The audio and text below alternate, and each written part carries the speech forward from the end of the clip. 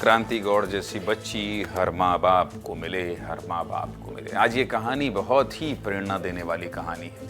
ये खबर तो आपने सुनी होगी कि क्रांति गौड़ वर्ल्ड कप में जीत हासिल करने के बाद आई हैं, और फिर आपने ये भी सुना होगा कि उनके पिता की नौकरी लग गई उनकी वजह से। लेकिन आज आपको एक समाज के दूसरे पहलू और क्रांति गौड़ के पहलू की तुलना करते हैं, और सामाजिक समरसता, सामाजिक एकता, समाज में फैल रही इस तरह के नफरत को कैसे क्रांति की इस कहानी के जरिए समेटा जा सकता है और सीखा जा सकता है, आज इसकी बात करते हैं।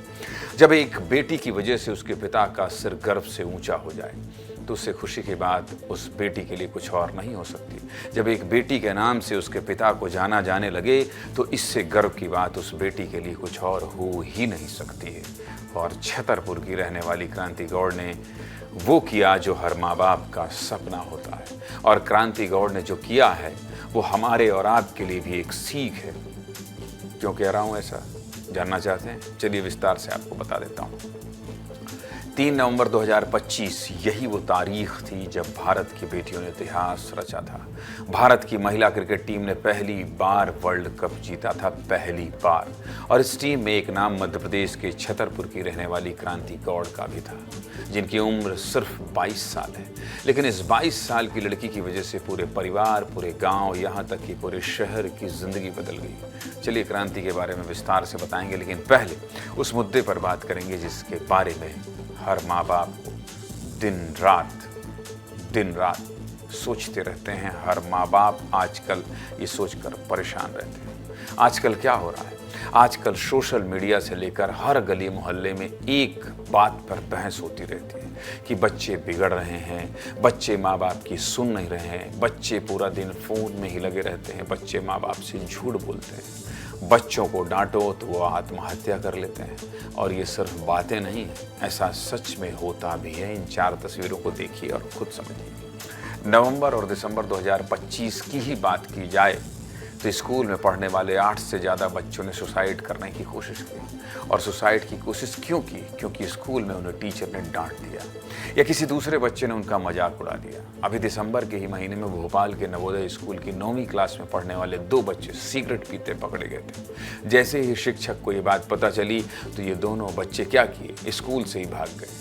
उससे पहले इंदौर में सोनम और राजा रघुवंशी वाला केस भी आपको याद ही होगा। उसके बाद मध्य प्रदेश के कटनी की अर्चना तिवारी का केस भी आपको याद होगा। मेरठ का नीले ड्रम वाला केस याद होगा। और ऐसे कई उदाहरण हैं जहां बच्चे छोटी उम्र से ही क्या करते हैं, माँ बाप के खिलाफ जाने लगते हैं। लेकिन दूसरी तरफ आप क्रांति गौड़ को देखिए कि कैसे छतरपुर की एक छोटे से गांव से आने वाली बच्ची, जिसके पास शायद बड़े परिवार के बच्चों की तरह सुख सुविधाएं भी नहीं हैं, लेकिन उसकी बातें आप सुनिए, एकदम धीमी और विनम्र आवाज में बोलती है, साधारण से कपड़े पहनती है, सबका सम्मान करती है, सबसे आप करके बात करती है। और यही तो हर माँ बाप चाहते हैं कि उनके बच्चे इस तरह का व्यवहार करें। लेकिन ऐसा क्या हो रहा है? आपको लगता है क्यों हो रहा है? ऐसा क्यों हो रहा है कि जो बच्चे गरीब परिवारों से आ रहे हैं, साधारण गांव से आ रहे हैं, वो तो बड़े बड़े काम कर रहे हैं, ज़्यादा विनम्रता से बोलते हैं, लेकिन जिन बच्चों के पास सारी सुविधाएं हैं वो या तो माँ बाप का बिल्कुल ही नहीं सुन रहे हैं, और अगर उनके माँ बाप उनसे कुछ कहते हैं तो सुसाइड करने की धमकी देते हैं, कर लेते हैं। और इसलिए ही हर माँ बाप चाहते हैं कि उनके बच्चे भी क्रांति गौड़ जैसे बने। क्रांति गौड़ ने सिर्फ वर्ल्ड कप नहीं जीता, उन्होंने अपने पिता को उनका खोया हुआ सम्मान भी वापस दिलाया है। क्रांति के पिता मुन्ना सिंह को 2012 में आरक्षक की नौकरी से निलंबित कर दिया गया था। उन पर चुनावी ड्यूटी में लापरवाही के आरोप लगे थे, लेकिन क्रांति की वजह से उनके पिता को वापस से नौकरी मिल गई है। यानी क्रांति ने अपना तो नाम ऊंचा किया ही, साथ ही अपने पिता का भी सम्मान बढ़ाया। क्रांति गौड़ पर हमने एक रिपोर्ट तैयार की है, आपको दिखाते हैं, फिर आगे बात करेंगे। 3 नवंबर 2025 को वर्ल्ड कप जीतने वाली टीम में क्रांति गौड़ भी थी। क्रांति के पिता मुन्ना सिंह मध्य प्रदेश में पुलिस आरक्षक थे, लेकिन 2012 में चुनाव चल रहे थे, तभी उन्हें चुनाव ड्यूटी में कथित लापरवाही पर सस्पेंड कर दिया गया। तब से 2025 तक उनके पिता सस्पेंड ही रहे। जब 3 नवंबर को भारतीय टीम ने वर्ल्ड कप जीता तो क्रांति गौड़ का भोपाल मुख्यमंत्री आवास में सम्मान किया गया, और तब मध्य प्रदेश के मुख्यमंत्री डॉक्टर मोहन यादव ने क्रांति गौड़ से एक वादा किया। क्या वादा किया, आप खुद सुन लीजिए। हमारे जो आपके पिताजी का जो कठिनाई बताई थी, तो वो हमारे पास शासन के पास अपील का प्रावधान है। निश्चित रूप से हम इसमें मदद करेंगे कि आपकी बहाली हो। 7 नवंबर 2025 को मुख्यमंत्री डॉक्टर मोहन यादव ने मुन्ना सिंह को कहा था कि उन्हें उनके आरक्षक की नौकरी पर फिर से बहाल कर दिया जाएगा, और सीएम ने जो कहा वो कर दिखाया। 5 जनवरी 2026 को एक आदेश आया जिसमें लिखा था कि मुन्ना सिंह का निलंबन खत्म होता है और वो फिर से नौकरी पर लौट सकते हैं।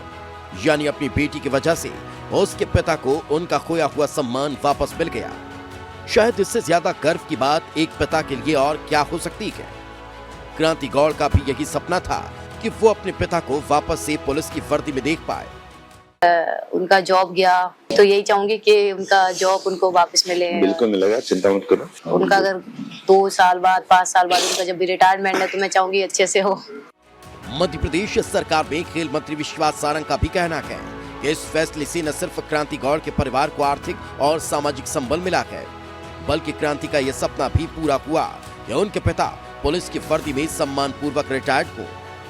सरकार पहले ही क्रांति गौड़ को 1 करोड़ रुपए का इनाम दे चुकी है और अब मुख्यमंत्री ने जो वादा किया था उसे भी निभाया है, जिसके चलते एक 22 साल की लड़की की वजह से परिवार का हर एक सपना पूरा हो रहा है। सीधे मुद्दे की बात यही कि क्रांति जिस इलाके से आती हैं और जैसे माहौल में पली बड़ी हैं, वहाँ से इतने बड़े स्तर तक पहुँचना बिल्कुल आसान नहीं है। और जब इस तरह की खबरें आती हैं तो ये हर बच्चे के लिए एक सीख होती है कि बनना है तो क्रांति जैसा बनिए, सोनम और अर्चना जैसा बिल्कुल नहीं।